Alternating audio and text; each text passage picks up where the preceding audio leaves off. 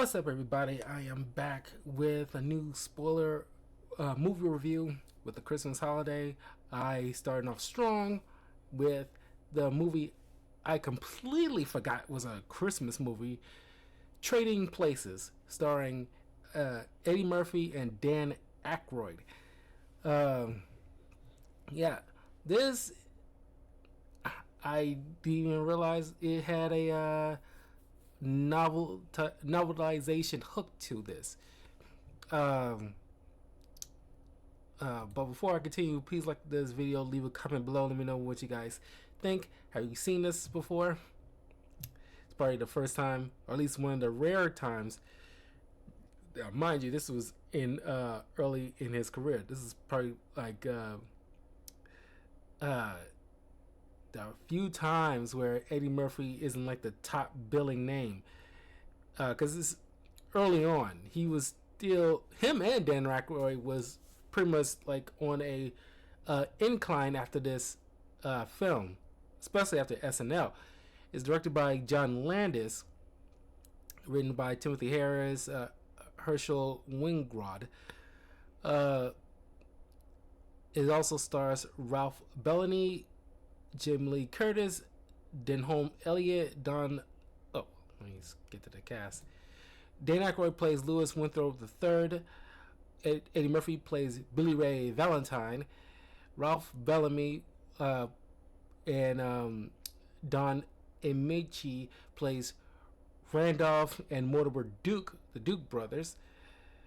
Denholm Elliott plays Coleman, Winthrop's butler. And we got Jamie Lee Curtis, who plays Ophelia, the prostitute that helps Louis. We got Christian Holby as Penelope Witherspoon, the Duke's grandniece, and originally Winthrop's fiance.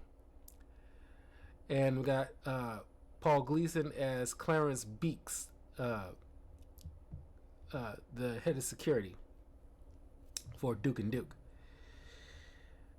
We also had some crazy kind of cameos, those that I really did not recognize, but if you probably grew up in the 70s and the 80s, you'll probably be more familiar with, like Bo Diddley.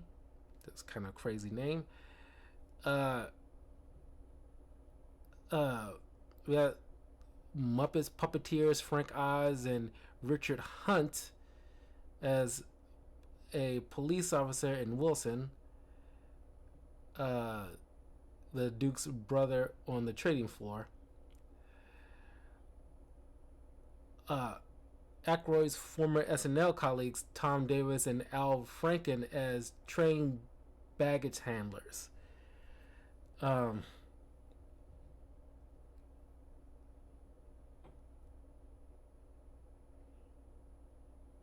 It's like Alan Franken's a politician and comedian, screenwriter. He's a state senator from Minnesota for the Democratic Party. Wow, he did well. But Tom Davis passed away, but you know, he was a comedian, writer, and author. We got even like a cameo from one Carlo Esposito as Billy Ray's cellmate. So yeah, but a little factoid here.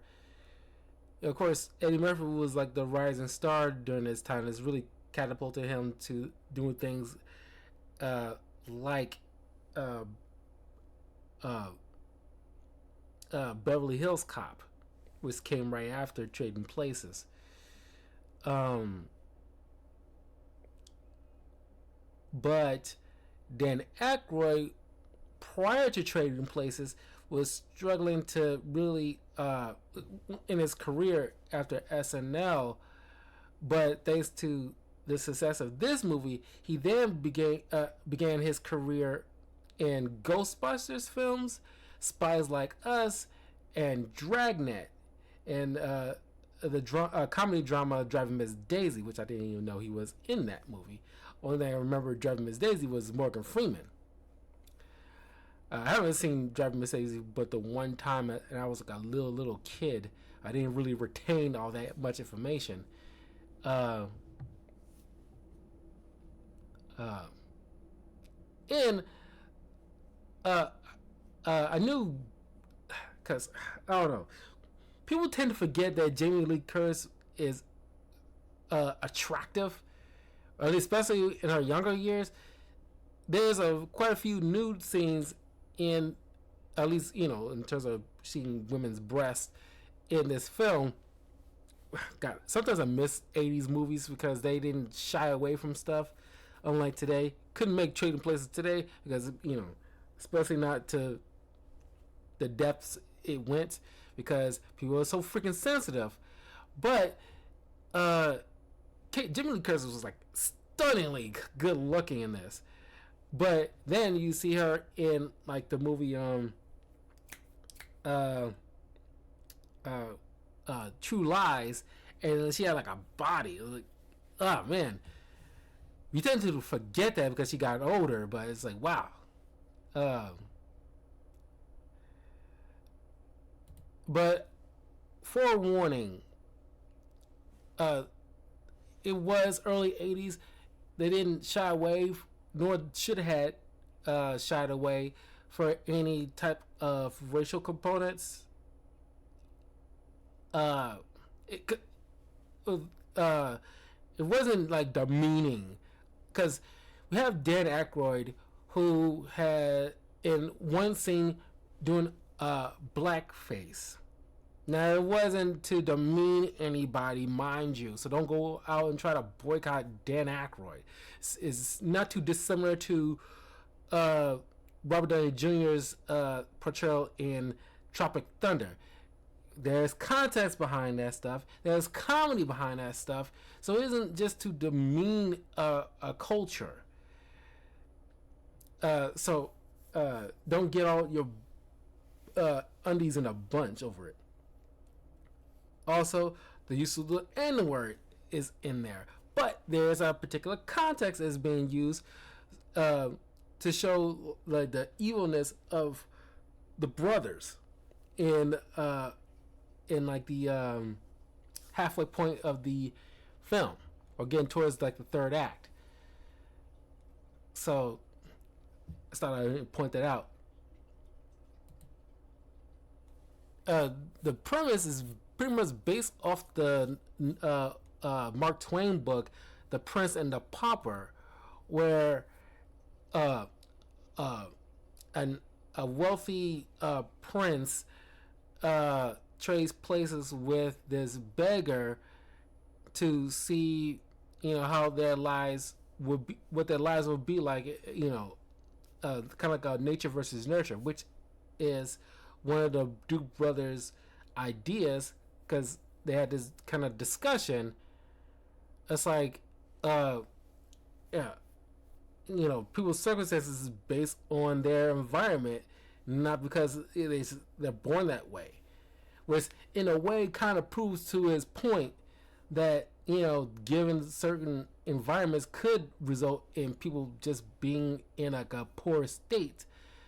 But if they all had a particular I want to say affluent, but like a good, well off environment to start off with, more than likely they would be in a better state as they progress. But anyway, but it has an amazing hook to this story. So we meet with Lewis, who lives in like a Duke and Duke apartment building, has his own butler, and I gotta say, Dan Aykroyd, you know he's a good comedian. However, he he really shows off his acting chops in this, because we all just think of him as like the Ghostbusters guy and his cool but quirky theories of this day and age. But he played this role very good. He's like this high society I want to say snooty, but just like his cadence, he just comes across like a very high society, I won't say philanthropist, but just like this, aura of this rich, high society type of dude. And he goes to work, and he meets with the Duke brothers, and of course he sees some like odd payouts to a particular guy named Beaks, but they blow him off, saying like, oh, this is just like personal research and don't worry about it kind of thing. Then we meet Billy Ray, who is like a con artist, street beggar, who bumps into Lewis, who assumes that he is robbing him. A chase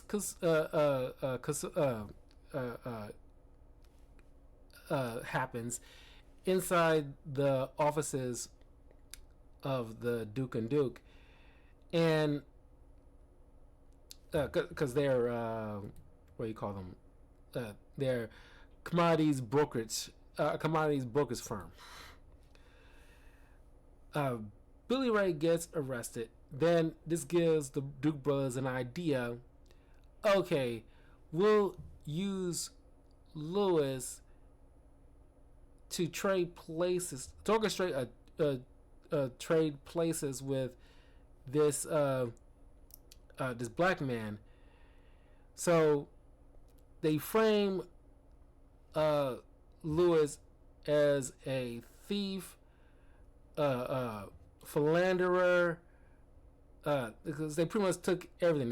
They frozen his assets. They convinced his butler, who, by the way, I think that they never really, I don't know if it was a deleted scene or something, I doubt it, but I understand he had to go along with it. He doesn't even care for the Duke brothers. He knows how like a bunch of scumbags they are, but he goes along with it, but then doesn't like has no apologetic scene stating that he was forced, or he didn't do anything to try to reach out or anything to help Lewis. Cause all you see is like these soulful eyes. I feel bad, and it's like, no, you went along with this, but they kind of skipped over the part where he got to at least apologize because he did go along with it. That kind of grind my gears a little bit. I'm shocked that that's not talked about much. But so he's pretty much in a poorhouse, and they had Beaks who framed him to get him completely, out on his ass, and gets this prostitute that coincidentally is a prostitute with a heart of gold, to pay her $100 just to pretend like he's into prostitutes, which causes Penelope to look at him like, oh, you're disgusting, because she's already like a snooty little brat. So the prostitute feel bad. She invites him to stay with her, hoping to like get him back on his feet and pay her back so she can eventually kind of retire from prostitution. Meanwhile, Billy Ray gets set up in Lewis's place, and so he's living the high life, and he goes down to the local bar to pay off his tab with interest, and then invites the entire bar over to his place for a party. But then, I see like this like shift with the Billy Ray character where I find I mean, the experiment is not exactly an idiotic move because we actually see the experiment kind of play out in our perspective, where Billy Ray's kicking everybody out because like and telling the butler like these guys are not friends. These are animals. They act like they got no home training. It goes to show that he's not some like he's not just any kind of beggar. He has some level of standards, and now that it's kind of like how like when you're a kid and you you go over somebody's house and you don't put down no coasters, or you don't take your shoes off when you get at the door or something like that, because you don't think about other people's property and how to carry yourself unless somebody have to teach you when you're a kid. But when you get your own stuff, you're a lot more mindful and like you care deeply. I was like, okay, I need people to like not track mud through my doggone house. You behave differently now that he has his own stuff. Well, own stuff. He's a little bit more, he's a lot more mindful now. He probably got a better perspective because a better perspective than he did before when he didn't have nothing, and people's probably the way he saw those people in that's at the party is probably how people saw him, because now he's on their side of things. It's kind of similar to how Lewis probably seeing things because he lived his high life. He thought he had real friends, but it wasn't really his friends. They're snooty upper crust, a-holes who wouldn't piss on him if he was on fire. It goes to show who your real friends are on both ends of the spectrum. And I like movies like this because they don't do this often in movies nowadays, where you're only going to see on one side of things and thinking that's the right way kind of thing. Like with that Velma, animated show where it's like, oh, we're only talking about how like bad this side is, and we're going to joke about this side because our side is morally correct. And that's not comedy, let alone smart writing. Everybody got to get like, their turn in terms of like, showing the best side of them and the worst side of them.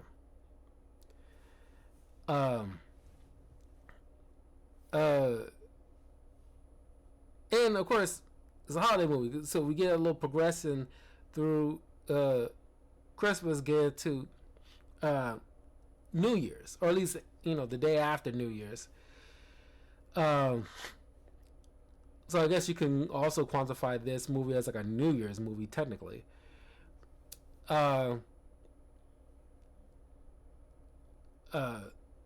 Billy Ray we see Billy Ray becoming very quick and acclimated, because since he's kind of like a con man, he kind of picks up on the business very fast.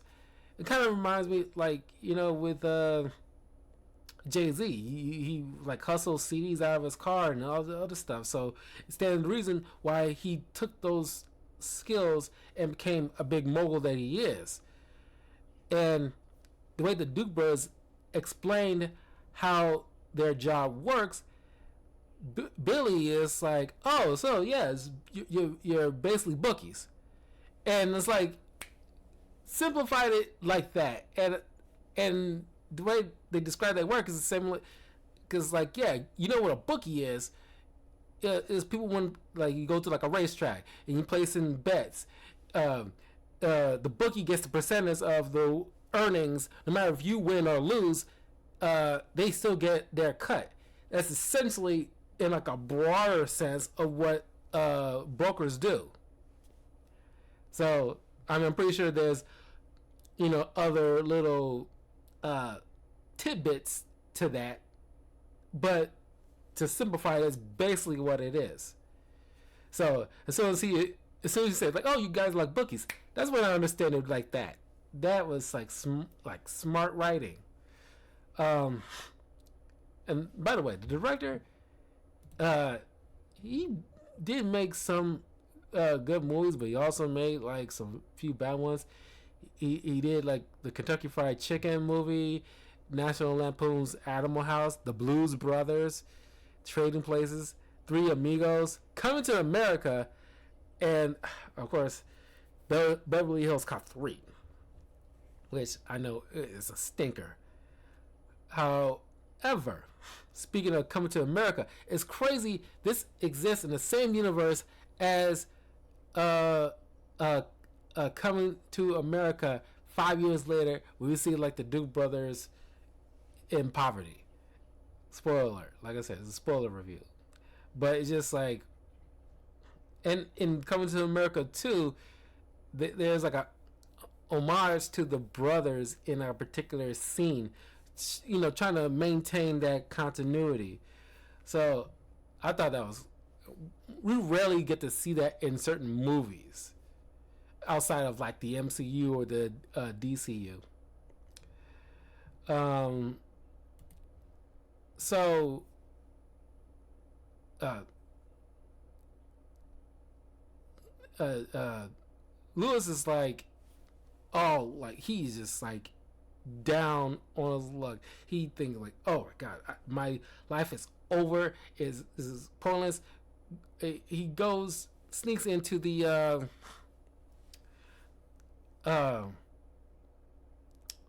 office Christmas party to sneak in food because he doesn't have any money.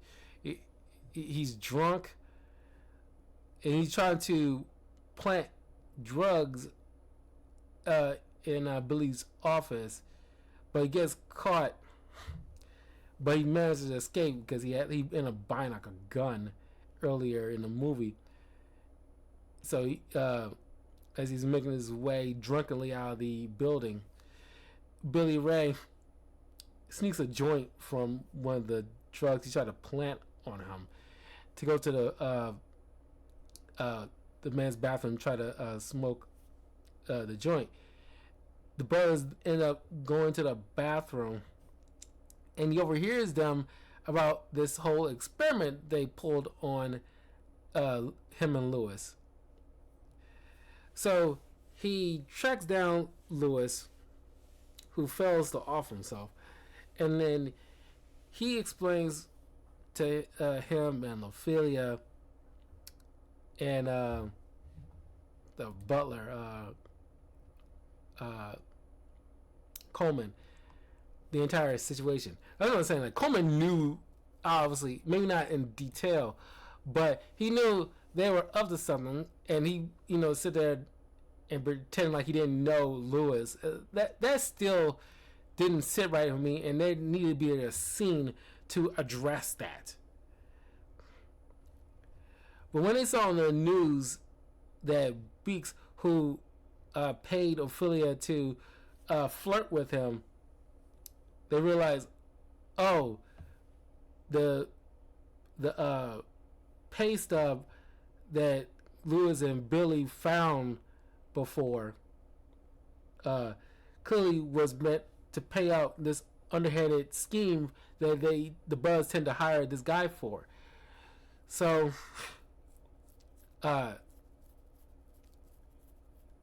they end up realizing that the brothers are trying to corner the market on frozen orange juice. So they find out where Beeks is going to get the documents and on a train to transport it to the brothers. So they board the train, and they're all in disguises. And of course, we see Dan Aykroyd as a Jamaican.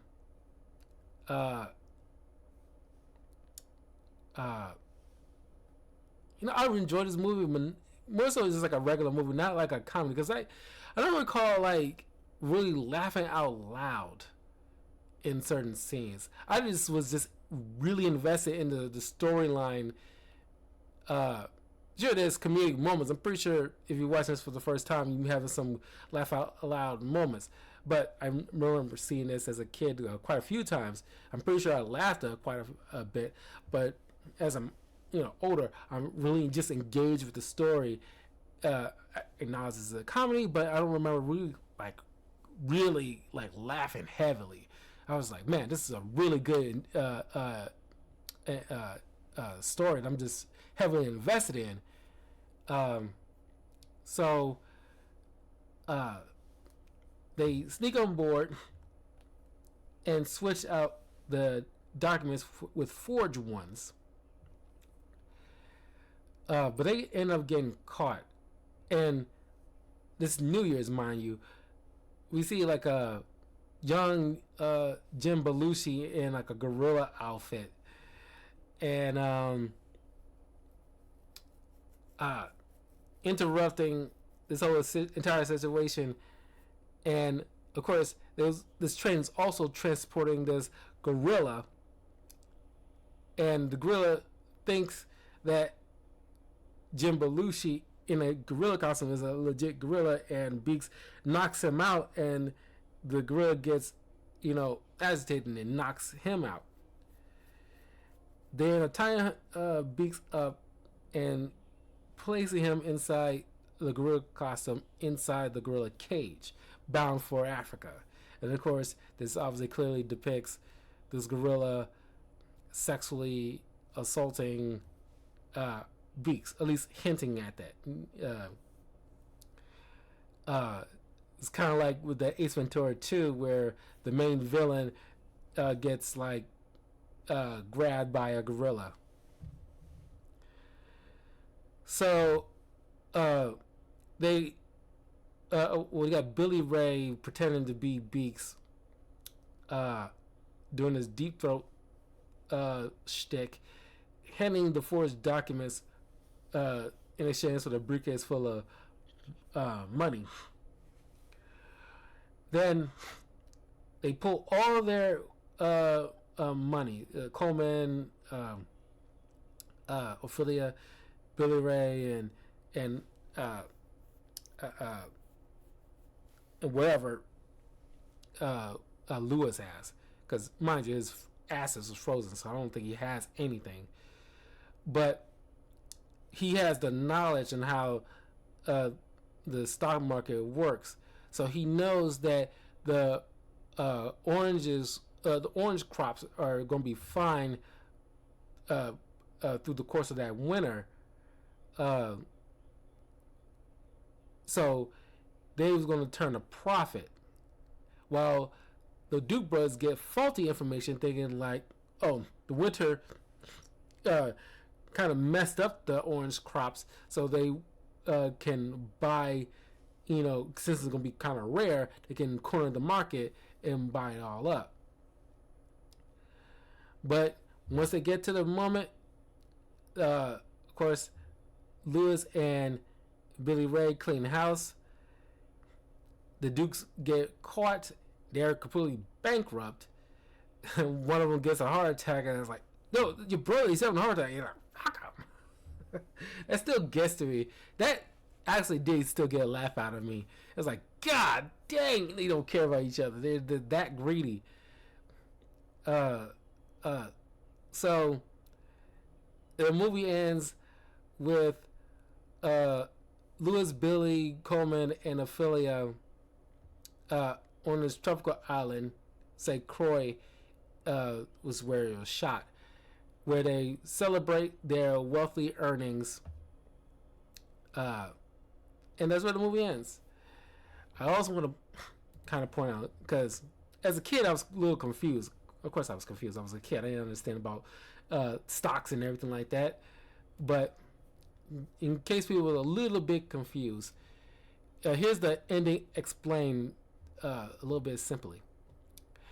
Several publications have attempted to explain exactly how Valentine and Winthrop make a large sum of money on the commodities market while simultaneously bankrupting the Dukes.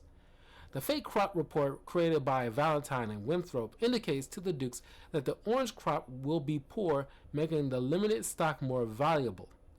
The Dukes attempt to buy up as many frozen concentrated orange juice future contracts as possible to corner the market, effectively owning a substantial enough number of contracts that they are able to control the price of the OJ. The other traders realize what the Dukes are doing and join in on buying futures. This demand significantly inflates the price to $1.42 per pound. Each future represents several pounds of OJ. Winthrop and Valentine began selling futures at this inflated price, believing it to be the peak price. The contracts will require them to supply OJ in April. Anticipating that the crop report will cause the value of OJ to rise far above $1.42, the other brokers purchase heavily from the pair. Once the real crop report is published indicating that the orange crop will be normal and there will be no shortage of OJ, the value of the future plummets as the traders desperately attempt to sell their futures and limit their financial losses. Winthrop and Valentine then buy back the futures from the traders, except for the Duke trader Wilson, at the lower price of 29 cents per pound. The difference is their profit. Effectively, they have sold OJ, which they do not have at a high price, and bought it back at a lower price, earning them a profit and eliminating the need to fulfill any contracts. Meanwhile, the Dukes have bought a significant number of OJ futures, around 100,000 contracts or 1.5 million pounds of OJ, and have been unable to sell any of them.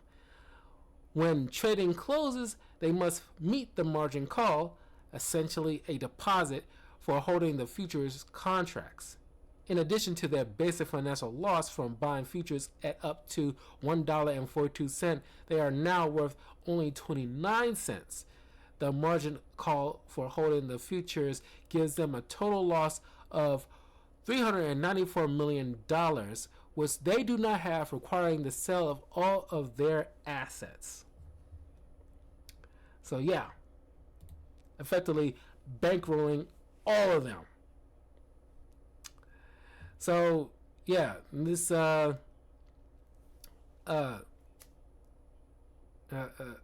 this is a great story, but also I like the fact that the whole experiment wasn't just kind of like a throwaway thing for a joke or just to be dicks, but we actually see it play out, and you see like even though they were pawns, they end up learning something in the process and becoming great friends. Despite him accusing Valentine of being like a thief, but he kind of grew to like understand like this is all ploy, and this is actually a good man. So yeah, this is a great film. Very fun film. Highly recommend you guys check it out.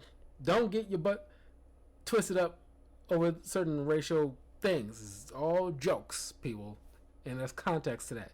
Not everything, just that one thing with the N-word part, but like I said, there's still context to that, because it makes you want to hate guys like this, which is blatantly racist. And not that pseudo kind of sort of like vague assuming. No, this is blatantly under like no gray area, straight up this is racist of a person. Easy to hate kind of guy, if you didn't already hate him. But anyway, this made like serious amount of money. This is like a very good film. But I will see you guys next week. Of course, I got a Hallmark movie I want to put on the list, but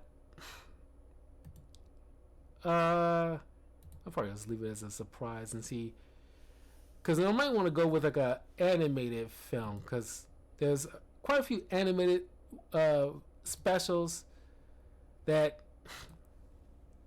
I ended up putting on the list last year because I, grew to love these kind of things. So I'm gonna leave it as like a little bit of surprise.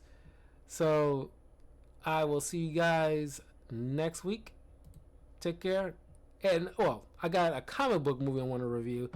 Still in the spirit of the holidays, but I will see you guys in a little bit for that before I wrap up tonight. So I'll see you guys soon.